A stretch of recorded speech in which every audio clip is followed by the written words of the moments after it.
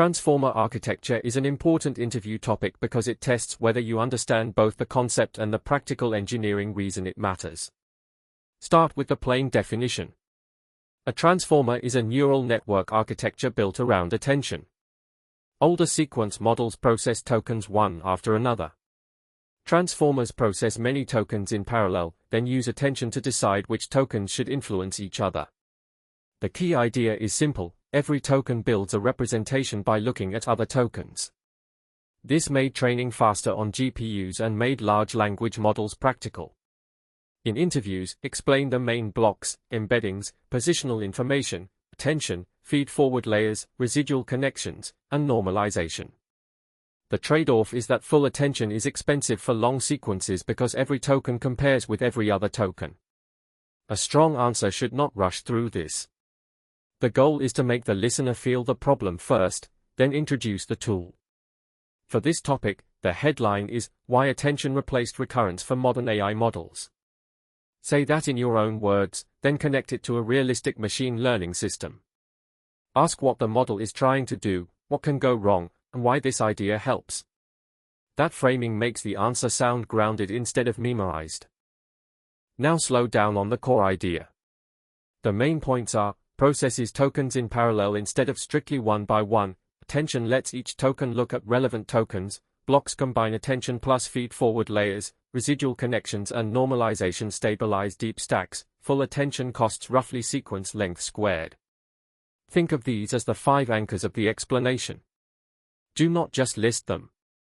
For each one, say what it means and why it matters. If you are explaining this to an interview, move from intuition to mechanism. First describe the simple mental picture. Then explain how the system actually uses it. Then give a small example. The example can be abstract, but it should be concrete enough that the listener can follow the flow.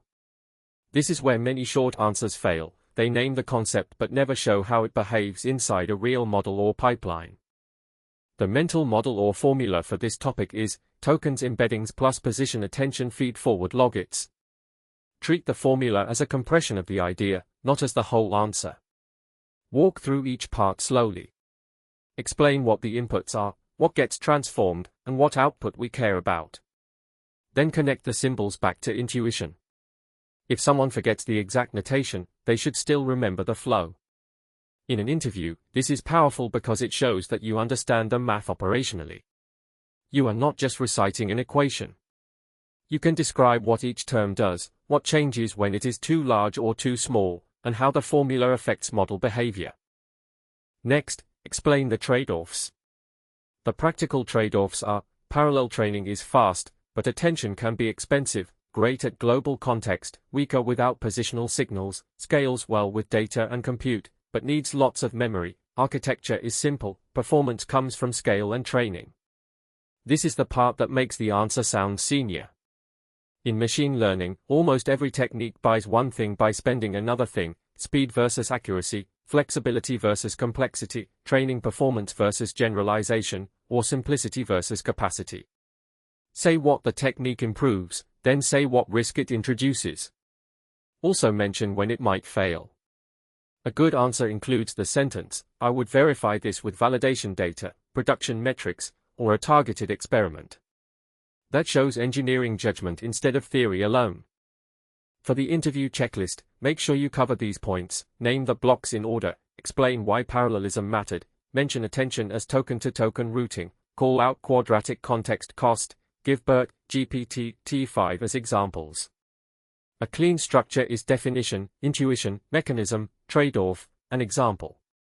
If you get nervous, return to that structure. Define the term in one sentence.